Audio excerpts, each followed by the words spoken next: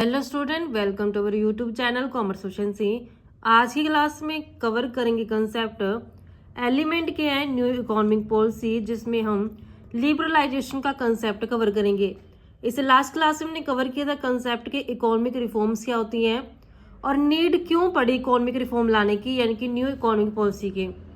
अगर अभी तक आपने लास्ट क्लास ही नहीं देखे ताकि आपकी स्टडी में कंसिस्टेंसी बनी रहे।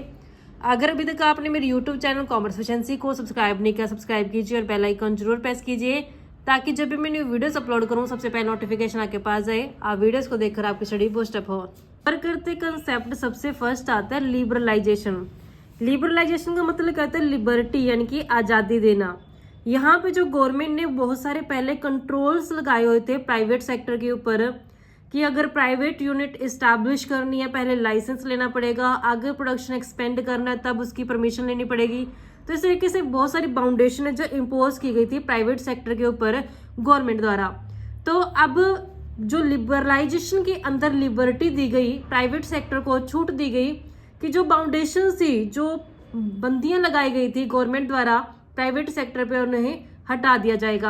यहाँ पे 1980 के अंदर कुछ लिबरलाइजेशन मेजर है जो इंट्रोड्यूस किए गए एरिया ऑफ इंडस्ट्रियल लाइसेंसिंग में, एक्सपोर्ट इंपोर्ट पॉलिसी के अंदर, टेक्नोलॉजी अपग्रेडेशन के अंदर, fiscal policy and foreign investment में। जो रिफॉर्म पॉलिसी थी वो इनिशिएट की गई थी 1991 के अंदर। स्टार्टिंग इसकी 1991 में की गई थी, फिर इसको कॉम्प्रिहेंसिव कर दिया बाद में, और भी ज्यादा जो इसका एरिया था उसको वाइड कर दिया गया। इसमें कुछ और भी ऑब्जर्वेशन है जो इंक्लूड की गई। फर्स्ट कवर की जाती है 1991 से पहले गवर्नमेंट ने बहुत सारे कंट्रोल्स इंपोज किए गए थे प्राइवेट सेक्टर के ऊपर। गवर्नमेंट ने बहुत सारे बाउंडेशंस लगाए गए थे प्राइवेट सेक्टर के ऊपर, जैसे कि अगर कोई नई इंडस्ट्री खोलनी है तो उसके लिए लाइसेंस लेना पड़ेगा। इंपोर्ट के ऊपर कंट्रोल किया गया था। जो प्राइस थे गुड्स के उसके ऊपर भी गवर्नमेंट का कंट्रोल था कि जो प्राइस है वो गवर्नमेंट द्वारा डिटरमाइन किया जाता था कि किस प्राइस पे प्राइवेट सेक्टर अपने गुड्स को सेल करेंगी। और जो बड़े बड़े इंडस्ट्रीज थी, जो कैपिटल इन्वेस्ट करने की भी एक लिमिट फिक्स की गई थी और फॉरेन एक्सचेंज के ऊपर भी कंट्रोल किया गया था। इतनी सारी रिस्ट्रिक्शंस हैं गवर्नमेंट ने प्राइवेट सेक्टर के ऊपर लगाई, तो जिस वजह से जो प्राइवेट कंपनियां थी वो इंडिपेंडेंटली काम नहीं कर पा रहे थे, वो बाउंड थी गवर्नमेंट के रूल्स के अंदर। सेकंड आते हैं कि गवर्नमेंट ने देखा कि जो ये कंट्रोल किए गए हैं इससे बहुत सारी प्रॉब्लम्स है जो अराइज हो चुकी हैं, कि जैसे इकोनॉमिक डेवलपमेंट स्लो हो चुकी है, जो इंडस्ट्री की एफिशिएंसी थी वो कम हो चुकी है, और जो ट्रेडर्स थे उनको बहुत सारी प्रॉब्लम्स है जो फेस करनी पड़ती हैं, जिस कारण से जो हमारी इकोनॉमी है वो डेवलप नहीं हो पा रही, वो बैकवर्ड इकोनॉमी है जो बन रही है। और थर्ड यहाँ पे इंक्लूड किए जाते हैं कि जो ये कंट्रोल किए गए थे, इन कंट्रोल के कारण जो करप्शन अराइज हो गया, क्योंकि जब काम लेट किया जाता है तो उससे जो डिले होने के चांस है वो और भी ज़्यादा बढ़ जाती है, क्योंकि प्राइवेट सेक्टर को बहुत सारी लाइसेंस और परमिशंस लेने की ज़रूरत पड़ती थी, जिससे क्या होता है कि फाइल्स डिले होती थी, फाइलें अटक जाती थी और जो काम था वो टाइम पे नहीं हो पाता था, जिससे करप्शन है जो बढ़ गया। यानी कि जो सिस्टम था वो इतना स्लो और वो इतना ज़्यादा टेंशन देने वाला हो गया कि जो काम था वो लिमिट से ज़्यादा ही डिले होने लग गया। जीडीपी ग्रोथ थी वो डाउन चली गई, जो हाई हो गई कॉस्ट इकोनॉमिक सिस्टम की, कि यहाँ पे एक तरफ तो कॉस्ट बढ़ रही है, दूसरी तरफ जो जीडीपी उसकी ग्रोथ रेट क्या हो रही है, डाउन जा रही है। कारण से जो हमारा डोमेस्टिक प्रोडक्ट था वो दूसरे कंट्रीज के कंपेरेटिवली हाई प्राइस पे जो लगने लगा, यानी कि हमारा प्रोडक्ट महंगा पड़ने लगा हमें। इसलिए जो इंडियन इंडस्ट्री थी वो दूसरे जो पूरे रेस्ट ऑफ वर्ल्ड में है जो कम्पीट नहीं कर पाई। इन सभी प्रॉब्लम्स को देखते हुए गवर्नमेंट ने डिसाइड किया कि जो अब इकोनॉमी है उसे फ्री करना पड़ेगा, यानी कि जो कंट्रोल्स लगाए गए उसको हटाना पड़ेगा, लिबरलाइजेशन है जो लाना पड़ेगा। गवर्नमेंट ने कहा कि अब जो मार्केट फोर्स है, डिमांड और सप्लाई, उसे काम करने देना चाहिए, क्योंकि जो दूसरे देश थे जैसे कि यहाँ पे कोरिया, थाईलैंड, सिंगापुर, इन्होंने लिबरलाइजेशन को अडॉप्ट करके बहुत ही तेज स्पीड से जो अपनी इकोनॉमी को डेवलप कर लिया, अपने देश का जो विकास कर लिया। इसी से हमारे जो इंडियन नेवी है जो इंस्पिरेशन लिया और लिबरलाइजेशन को अडॉप्ट किया। नेक्स्ट टॉपिक आता है इकोनॉमिक रिफॉर्म्स अंडर लिबरलाइजेशन, यानी कि लिबरलाइजेशन के अंदर कौन कौन सी इकोनॉमिक रिफॉर्म है जो किए गए। सबसे फर्स्ट आता है industrial sector reform. Industrial sector reform का मतलब क्या है कि यहाँ पे लिबरलाइजेशन लाया गया। लिबरलाइजेशन का मतलब क्या है, जो इंडस्ट्री के ऊपर गवर्नमेंट ने कंट्रोल लगाया था उसको अब हटा दिया। तो इसको देखते हैं कुछ यहाँ पे क्या क्या स्टेप्स लिए गए। यहाँ पे गिवन स्टेप, फर्स्ट स्टेप आता है अबोलिशन ऑफ इंडस्ट्रियल लाइसेंसिंग, यानी कि जो इंडस्ट्रियल लाइसेंसिंग लगाई गई थी उसको हटा दिया गया। जुलाई 1991 में गवर्नमेंट ने ये डिक्लेरेशन किया कि अब अप्रोक्सीमेट जितने भी इंडस्ट्रीज हैं उनको अब लाइसेंस की जरूरत नहीं होगी। सिर्फ 5 ऐसी इंडस्ट्रीज थी जिनको लाइसेंस की जरूरत थी, बाकी सबसे लाइसेंस की जो बाउंडेशन थी उसको हटा दिया गया। अगर liquid, cigarette, defence equipment, industrial explosive और डेंजरस केमिकल्स बनाना है तो इसके लिए तो आपको लाइसेंस लेना पड़ेगा, लेकिन इसके अलावा अदर जो अगर इंडस्ट्रीज इस्टेब्लिश करनी है उसके लिए लाइसेंस लेने की जरूरत नहीं है। इसका रिजल्ट क्या हो कि इंडस्ट्रीज को इस्टेब्लिश करना अब आसान हो गया। नेक्स्ट होता है कॉन्ट्रैक्शन ऑफ पब्लिक सेक्टर, कि जो पब्लिक सेक्टर था उसको कम किया गया। पहले कुछ ऐसे इंडस्ट्रीज थी जिसे सिर्फ गवर्नमेंट के द्वारा रिजर्व किया गया था कि सिर्फ गवर्नमेंट ही उन काम को करेगी। 1991 से इनको कम करके 8 कर दी गई है। कुछ इंपॉर्टेंट सेक्टर को ही गवर्नमेंट ने अपने पास रखा, जैसे atomic energy, railway, defence, manufacturing, सिर्फ ये अब गवर्नमेंट सेक्टर के अंदर आते हैं। बाकी जितने भी अदर सेक्टर थे उनको अब प्राइवेट कर दिया गया। नेक्स्ट होता है D reservation of production area. जो प्रोडक्शन एरिया था अब उसे डी रिजर्व कर दिया, यानी कि पहले कुछ ऐसी इकोनॉमिक इकाई थी जिनको रिजर्व कर दिया गया था कि सिर्फ एसएसआई यानी कि जो स्मॉल स्केल इंडस्ट्री है वही उन गुड्स को जो प्रोड्यूस करेंगे, उनके लिए रिजर्व कर दिया गया था कि ये पार्टिकुलर गुड्स सिर्फ एसएसआई द्वारा बनाई जाएंगे, कोई अदर जो बड़े इंडस्ट्रीज है उसको नहीं बना सकती गुड्स को। लेकिन अब गवर्नमेंट ने क्या किया, इस रिजर्वेशन को हटा दिया। मतलब कि अब मार्केट फोर्स है जो खुद डिटरमाइन करेगी कौन से गुड्स का कितना प्रोडक्शन करना है। तो यहाँ पे फ्री कर दिया गया इकोनॉमी को कि जो रिजर्वेशन किया गया था पहले, अब उस रिजर्वेशन को हटा दिया गया। मार्केट फोर्स को है जो अलाउ कर दे कि वो फ्रीली वर्क करें, तो उस मार्केट फोर्स के बेस पे गुड्स का प्रोडक्शन है जो डिटरमाइन किया गया। नेक्स्ट है एक्सपेंशन ऑफ प्रोडक्शन कैपेसिटी। पहले गवर्नमेंट ने कहा था कि अगर एक इंडस्ट्री को अपनी प्रोडक्शन कैपेसिटी बढ़ानी है तो उसके लिए भी आपको लाइसेंस लेना पड़ेगा, लेकिन अब गवर्नमेंट ने इस बाउंडेशन को हटा दिया।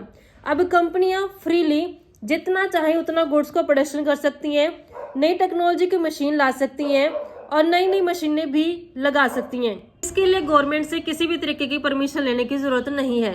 जब यहाँ पे देखा जाएगा कि क्या बनाना है, कितना बनाना है, तो ये अब गवर्नमेंट डिसाइड नहीं करेगी, बल्कि मार्केट फोर्स यानी कि जो डिमांड है उसको देख के ये डिसाइड किया जाएगा कि अब क्या प्रोड्यूस करेंगे और कितना प्रोड्यूस करेंगे, कैसे प्रोड्यूस करेंगे। तो यहाँ पे फ्रीली अब मार्केट फोर्स के बेस पे डिसाइड किया जाएगा गुड्स का प्रोडक्शन। नेक्स्ट होते हैं freedom to import capital goods. Capital goods होती हैं जो मशीनें होती हैं, बड़ी बड़ी मशीनें कैपिटल गुड्स कहलाती हैं। तो लिबरलाइजेशन के अंडर अब इंडस्ट्रीज को ये फ्रीडम दी गई कि जो नई मशीन है, जो कैपिटल गुड्स हैं, अब हम उसे फॉरेन से इंपोर्ट कर सकते हैं ताकि फॉरेन की नई टेक्निक को हम इंडिया के अंदर ला सकें और इंडिया का डेवलपमेंट कर सकें। नेक्स्ट आते हैं financial sector reforms. Financial sector के अंदर इंक्लूड किया जाता है banking and non banking financial institutions, stock exchange market और फॉरेन एक्सचेंज मार्केट। ये तीनों इंक्लूड किए जाते हैं फाइनेंशियल सेक्टर्स के अंदर। पहले इन सबको जो आरबीआई था वो कंट्रोल करता था, लेकिन अब लिबरलाइजेशन के बाद क्या चेंजेस आया कि पहले जब लिबरलाइजेशन से पहले आरबीआई था वो खुद डिसाइड करता था कि जो बैंकें वो कितना रेट ऑफ इंटरेस्ट चार्ज करेंगी। गवर्नमेंट जो आरबीआई थी वो दोनों मिलके हर एक चीज को कंट्रोल करती थी। लेकिन लिबरलाइजेशन के बाद रिजल्ट क्या रहा कि जो आरबीआई थी, अब आरबीआई सिर्फ क्या बन के रह गई है, वो फैसिलिटेटर बन के रह गई, ना कि रेगुलेटर। रेगुलेटर का मतलब क्या होता है कि वो रेगुलेट करती है, कंट्रोल करती है दूसरी बैंकों को, जबकि अब ये फैसिलिटेटर बन के रह गए। फैसिलिटेटर का मतलब क्या कि अब ये सिर्फ ये बताती है कि कितना कैसे काम करना है, बैंकों को ये गाइड करती है। अब आरबीआई का रोल सिर्फ गाइड करना है दूसरी बैंकों को कि कैसे आपने काम करना है। अब खुद आरबीआई डिसाइड नहीं करती बल्कि सिर्फ गाइड करती है। अब जो मार्केट फोर्स होते हैं यानी कि जो डिमांड और सप्लाई होती है वो इंटरेस्ट रेट और इन्वेस्टमेंट ये सब डिसाइड करवाती है। बैंक्स को जब लिबर्टी मिल चुकी है, लिबरलाइजेशन का बेनिफिट हुआ है। कि सिंपल सी वर्डिंग में अगर बात करें तो लिबरलाइजेशन से पहले जो आरबीआई होती थी, जो गवर्नमेंट होती थी, ये दोनों ही कंट्रोल करती थी कमर्शियल बैंक्स के फंक्शंस को, टोटली कंट्रोल अंदर लेके रखता था। लेकिन जैसे लिबरलाइजेशन के बाद की सिचुएशन आई तो लिबरलाइजेशन के बाद अब आरबीआई का रोल सिर्फ क्या रह गया, फैसिलिटेटर का रहेगा, ना कि रेगुलेटर का। फैसिलिटेटर का मतलब क्या कि अभी आरबीआई मार्गदर्शन दिखाती है कमर्शियल बैंकों की आपने कैसे काम करना है। अब कंट्रोल नहीं करती कि खुद डिसाइड नहीं करती, सिर्फ ये उनको गाइड करती है। लिबरलाइजेशन के बाद कौन कौन से मेन इंपॉर्टेंट बेनिफिट जो मिले, सबसे फर्स्ट यहाँ पे आते हैं, अब जो फॉरेन इंस्टीट्यूशनल इन्वेस्टर यानी कि FII है, इन्हें अब फ्रीडम दी गई कि अब हमारे इंडिया के अंदर इन्वेस्ट कर सकते हैं। जो ये FII है इसमें इंक्लूड किए जाते हैं म्यूचुअल फंड को, मर्चेंट बैंकर्स को। अब ये हमारे देश में, हमारे डोमेस्टिक कंट्री में आकर के इन्वेस्टमेंट कर सकती हैं। और जो फॉरेन इन्वेस्टमेंट लिमिट थी बैंक्स के अंदर, अब उसे बढ़ा करके 74% तक है जो कर दिया गया। बैंक्स को फ्रीडम दी गई कि न्यू ब्रांच है जो वो भी ओपन कर सकते हैं बिना आरबीआई के अप्रूवल के। कि आरबीआई ने 100% फ्रीडम है जो अभी भी कमर्शियल बैंक्स को नहीं दी, ताकि जो अकाउंट होल्डर्स हैं उनका इंटरेस्ट सेफ रखा जा सके। जो अकाउंट होल्डर है उन्हें सेफ रखने के लिए जो आरबीआई है उसने कुछ कंट्रोल अपने हाथ में रखे हैं, जैसे बैंकिंग सिस्टम को बिल्कुल प्रॉपर तरीके से मॉनिटर करती है आरबीआई, और जो अकाउंट होल्डर्स होते हैं और जो हमारी कंट्री होती है उसकी सेफ्टी को जो डिटरमाइन करती है आरबीआई। इन सभी इम्प्रूवमेंट से, तो इन सभी रिफॉर्म्स के द्वारा इंडिया का जो फाइनेंशियल सेक्टर है वो बहुत ज़्यादा स्पीड से डेवलप किया गया है। इससे जो हमारे इंडिया की इकोनॉमी ग्रोथ थी वो भी बहुत ज़्यादा बढ़ गई है। नेक्स्ट टॉपिक आता है डीमोनेटाइजेशन। डीमोनेटाइजेशन का मतलब क्या है कि गवर्नमेंट ने 500 और जो 1000 के जो नोट थे, पुराने नोट, उनको बंद कर दिया। और जो इन नोट्स का जो लीगल टेंडर था, लीगल टेंडर का स्टेटस क्या कर दिया, विदड्रॉ कर दिया, हटा दिया। यानी कि अब ये जो पुराने नोट हैं अब सर्कुलेशन में नहीं यूज किए जाएंगे। कंसेप्ट क्या है इसका कि गवर्नमेंट ने एक डिक्लेरेशन दिया कि कुछ नोट अब एक लीगल टेंडर नहीं रहे, उसको विदड्रॉ कर दिया गया। यानी कि अब उसको पैसे की वैल्यू के अकॉर्डिंग नहीं मापा जाएगा। अब जो पुराने नोट हैं वो सेल और परचेज में यूज़ नहीं किए जाएंगे, और जो वो पुराने नोट हैं उन्हें अब बैंक्स के अंदर जमा कराना पड़ेगा, और उन पुराने नोट को जमा करा के उसके लिए नए नोट है जो लेने पड़ेंगे। 8 नवंबर 2016 को भारत सरकार, जो हमारी इंडिया गवर्नमेंट थी, उसने 500 और 1000 के नोटों की जो नोटबंदी घोषित कर दी कि डीमोनेटाइजेशन अब उनका किया गया। इसका बेसिक पर्पस था क्या कि जो ब्लैक मनी है उसको पकड़ना, जो एंटी सोशल एक्टिविटीज़ हैं उनको कंट्रोल करना, इलीगल ट्रांजेक्शन को भी रोकना। इसका बेनिफिट क्या मिला, प्रिंसिपल मेरिट्स क्या हैं। इससे जो ब्लैक मनी थी वो सामने आई।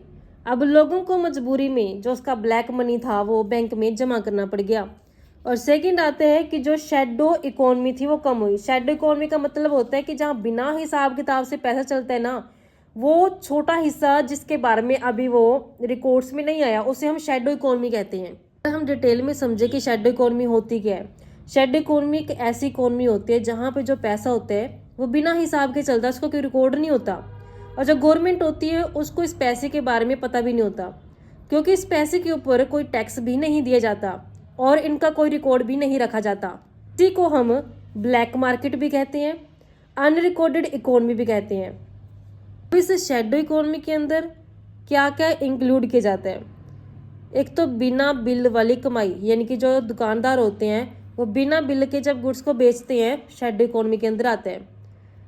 और जो ब्लैक मनी में लेन देन होता है उसको भी इसी में इंक्लूड करते हैं, यानी कि जो बैंकिंग सिस्टम से बाहर जो एक्टिविटी होती है उनको शामिल किया जाता है शेडो इकोनॉमी में।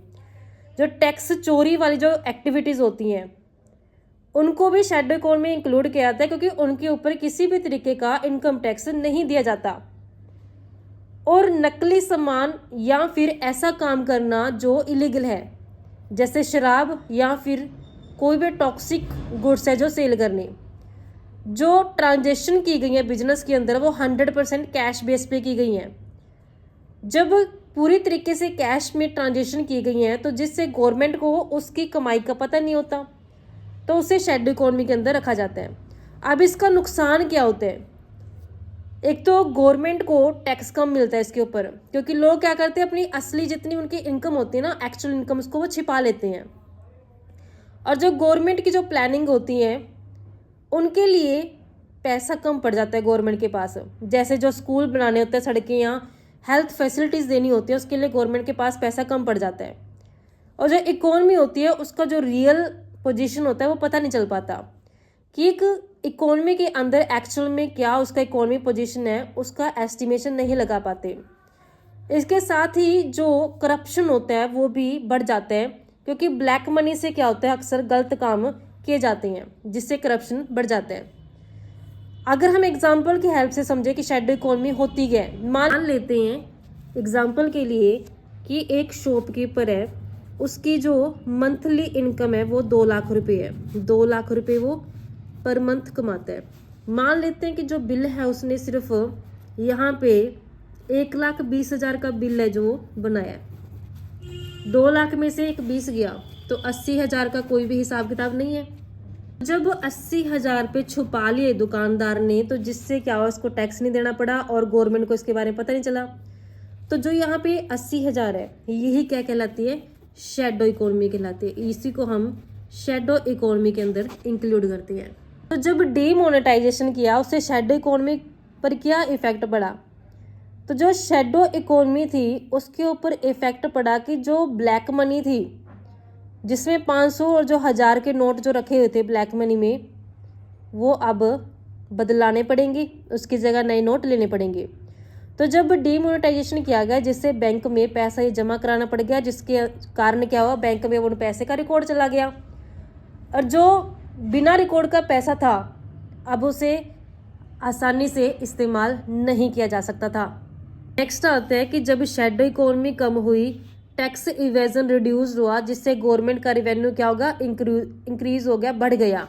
टैक्स इवेजन का मतलब होता है टैक्स की चोरी करना, यानी कि जब कोई इंसान, जो इंडिविजुअल है या कोई ट्रेडर है या कोई कंपनी है, वो डेलिबरेटली टैक्स पे नहीं करती, या जो अपनी उसकी एक्चुअल में इनकम है उसे वो हाइड कर लेते, छुपा लेते ताकि उसे टैक्स कम देना पड़े, तो क्या करे, टैक्स इवेजन करिए, टैक्स की चोरी कर रही है।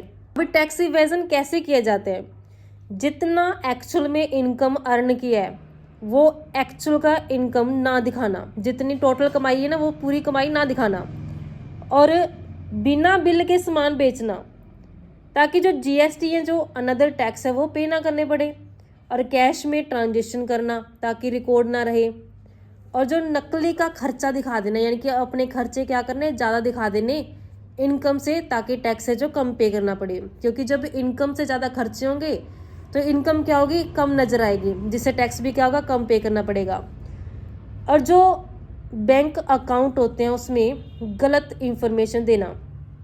एग्जाम्पल लेते हैं कि अगर एक शॉपकीपर 1 लाख रुपए एक महीने का कमाता है और वो सिर्फ 40,000 अपनी इनकम दिखा रहा है, तो उसने 60,000 क्या किया, छुपा लिया, तब मुझे टैक्स किसके ऊपर देना पड़ेगा, सिर्फ 40,000 इनकम के ऊपर देना पड़ेगा, जितनी आय उसने अपनी दिखाई है। तो अब एक्चुअल में उसने 1 लाख कमाया, दिखाया उसने सिर्फ 40,000, तो टैक्स भी कितना देना पड़ेगा, 40,000 के ऊपर देना पड़ेगा, तो जिससे क्या किया, उसने टैक्स की चोरी की है। तो मेरिट आता है कि डिमोनेटाइजेशन के कारण लोग मजबूर हो गए अपने पुराने नोट्स को बैंक में जमा कराने के लिए, जिससे बैंक के पास पैसा बहुत ज़्यादा आ गया, जिससे बैंकिंग सेक्टर जो एक्सपेंड हो गया।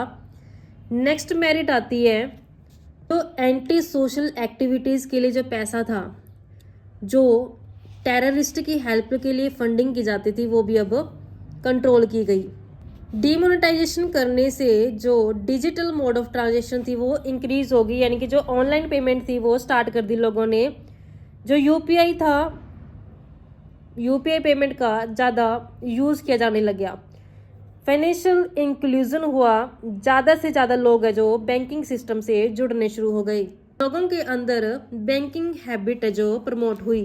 अब डीमोनेटाइजेशन का नुकसान क्या हुआ, जो अंडर डेवलप्ड इकोनॉमी थी जैसे इंडिया, ज़्यादातर लोग इसमें कैश ट्रांजेक्शन करते थे, कैश में लेन देन करते थे, लेकिन जैसे ही डीमोनेटाइजेशन हुआ लोगों के पास कैश थी वो कम हो गई, लोगों के हाथ में जो कैश था वो कम हो गया, जिससे उनकी जो रूटीन ट्रांजेक्शन होती थी वो डिस्टर्ब हो गई, और उनका जो नॉर्मल लिविंग लाइफ थी वो भी डिस्टर्ब हो गई। तो जो डीमोनेटाइजेशन था 2016 में जब किया गया, तो इससे एक बहुत ही ज़्यादा सीरियस सोशल काओ यानी कि अनरेस्ट जो फैल गया, क्योंकि लोगों को लंबी लंबी लाइनें लगा करके बैंकों के सामने खड़ा रहना पड़ता था। अपने काम काज छोड़ के लोग अपने नोट्स को चेंज कराने के लिए बैंकों में टाइम है जो ज़्यादा स्पेंड करते थे, टाइम वेस्ट उनका होता था। नेक्स्ट डीमेरिट आते कि कैश क्रंच के कारण जो प्रोडक्शन था वो भी स्लो हो गया। कैश क्रंच का मतलब क्या होता है कि जो कैश थी वो लोगों के पास कम होगी, जिससे लोगों के पास खर्च करने के लिए इनफ मनी नहीं रही, और जो मार्केट थी उसमें जो फ्लो था कैश का वो भी कम हो गया। यानी कि जब लोगों के पास दुकानों में और जो इंडस्ट्रीज होती है उनमें और बाजार में जब कैश कम पड़ जाता है ना, तो उसी को हम कैश क्रंच कहते हैं। कैश क्रंच क्यों होता है? तो यहाँ पे डिमोनेटाइजेशन के कारण कैश क्रंच हुआ कि लोगों के पास पैसा कम पड़ गया, जो फ्लो में मनी थी वो भी कम पड़ गई, सर्कुलेशन ऑफ मनी कम हो गई। कैश क्रंच के कारण जो प्रोडक्शन एक्टिविटी थी वो कम हुई, जिससे जो लोगों को अपनी जॉब थी वो गंवानी पड़ गई, और जो गरीब लोग थे वो मार्जिनलाइज्ड हो गए। नेक्स्ट डीमेरिट आते हैं कि जब शैडो इकोनॉमी कम हुई तो इससे जो पूरी इकोनॉमी थी वो स्लो डाउन चली गई। हमारे इंडिया में बहुत सारा काम शैडो इकोनॉमी के अंदर होता है, यानी कि बिना हिसाब किताब वाला जो काम होता है जिसका कोई भी ऑफिशियल रिकॉर्ड नहीं होता। डीमोनेटाइजेशन किया तो उससे जो शैडो इकोनॉमी थी वो स्लो चली गई। तो जब बहुत बड़ा एक हिस्सा रुक गया तो इससे जो पूरी इकोनॉमी थी वो स्लो डाउन चली गई, जैसे प्रोडक्शन, परचेज, इन्वेस्टमेंट सब कम हो गई। नेक्स्ट डीमेरिट आती है कि जो 90% जो हमारे इंडिया के लोग हैं वो इनफॉर्मल सेक्टर के अंदर मजदूरी का काम करते हैं। इसलिए जो ये इनफॉर्मल सेक्टर है इसके ऊपर सबसे ज़्यादा जो असर देखने को मिला, यानी कि यहाँ पे हमारे इंडिया के अंदर अप्रोक्सीमेट 90% ऐसे लोग हैं जो ऐसे काम करते हैं जहाँ पे उनको कैश में सैलरी मिलती है। हर रोज़ वो काम करते हैं और कैश में जो अपना सैलरी लेते हैं, और उनका कोई भी फॉर्मल रिकॉर्ड है जो नहीं होता। जैसे एग्जांपल में आते हैं कि जो लेबर करते हैं ना, मजदूर, वो हर रोज़ काम करते हैं, अपनी मजदूरी लेते हैं कैश में, और जो छोटे छोटे काम करते हैं वो भी कैश में करते हैं। जो छोटे छोटे ट्रेडर्स होते हैं, व्यापारी होते हैं, वो भी कैश बेस पे काम करते हैं, और जो कॉन्ट्रैक्ट बेस पे काम करते हैं ये सब क्या कर रहे थे, कैश बेस के ऊपर काम कर रहे थे। तो जब डिमोनेटाइजेशन हुआ तो इनके पास कैश क्या हुई, कम पड़ गई, यहाँ कैश रही नहीं, जिससे जो लेबर थी उनको उनकी मजदूरी नहीं मिली, और जो फैक्ट्रियाँ और जो शॉप्स थे उनमें भी काम कम कर दिया गया, और जो बहुत सारे लोग थे ऐसे थे जिनकी नौकरियां ही चली गई। जब डीमोनेटाइजेशन किया गया तो सबसे ज़्यादा नुकसान उन लोगों का हुआ जो मजदूरी करते थे, मजदूर लोग, और जो छोटे काम करते थे लोग, उनको इसका जो नुकसान मिला। नेक्स्ट डीमेरिट आती है कि जब पुराने नोट बदलवाए गए उसके लिए लोगों को बहुत लंबी लंबी लाइनों में लगना पड़ा, जिससे जो खर्चा था वो भी कम हो गया, जो इन्वेस्टमेंट थी वो भी कम हो गई। क्योंकि लोगों के पास पैसा तो था लेकिन वो अपने पैसे को इस्तेमाल नहीं कर पा रहे थे, उन्हें घंटों घंटों बैंकों के आगे लाइनें लगा के खड़ना पड़ता था। इस वजह से लोग कहते बहुत परेशान थे, और उन्होंने जो परचेज थी वो कम कर दी, अपने जो पैसा था उनके पास उन्होंने वो बचा कर रखना शुरू कर दिया, और जो इन्वेस्टमेंट थी वो इन्वेस्टमेंट भी उन्होंने कम कर दी। तो यानी कि जो लोगों का पैसा था उसे इस्तेमाल करने में उनको प्रॉब्लम फेस करनी पड़ती थी, जिससे लोगों का खर्चा और जो उनकी इन्वेस्टमेंट थी वो दोनों ही कम हो गई। शॉर्ट में इसका कंक्लूजन क्या हो डिमोनेटाइजेशन का, कि डिमोनेटाइजेशन का जो मेन ऑब्जेक्ट था वो ब्लैक मनी को कंट्रोल करना था, टैक्स को इंक्रीज करना था, और जो डिजिटल पेमेंट थी उसको भी इंक्रीज करना था। तो इसका ये बेनिफिट भी हुआ कि जो ब्लैक मनी थी वो भी सामने आई, जो डिजिटल पेमेंट थी वो भी बढ़ी, और जो एंटी सोशल एक्टिविटी थी उसको भी कंट्रोल किया गया। लेकिन इसके कुछ नुकसान भी हुए कि कैश कम पड़ गई, और जो दुकानें थी, जो फैक्ट्रियाँ थी उसमें भी मंदी आ गई, नौकरी की समस्या भी आ गई, और लोगों को लंबी लंबी लाइनों में खड़ा होकर के टाइम है जो वेस्ट करना पड़ा, और जो इकोनॉमी थी वो स्लो डाउन होगी। तो इस तरीके से बच्चे हमारे पास डिमोनेटाइजेशन का कंसेप्ट था। इस तरीके से बच्चों हमारे पास ये कंसेप्ट बनता था जिसमें हमने कवर किया रिफॉर्म्स, एक तो इंडस्ट्रियल सेक्टर रिफॉर्म, दूसरा फाइनेंशियल सेक्टर रिफॉर्म, और ये थर्ड टॉपिक डिमोनेटाइजेशन का। होप आपको क्लियर हो गया। नेक्स्ट क्लास में जो इसके अनदर रिफॉर्म्स है वो कवर करेंगे। रेगुलर क्लासेस के लिए आप मेरे यूट्यूब चैनल कॉमर्स एफिशिएंसी को सब्सक्राइब, लाइक और शेयर करें। बेल आइकन जरूर प्रेस करें ताकि जब भी मैंने वीडियोस अपलोड करूं सबसे पहले नोटिफिकेशन आपके पास जाए, आप वीडियोस को देखकर आपकी स्टडी बूस्ट अप हो।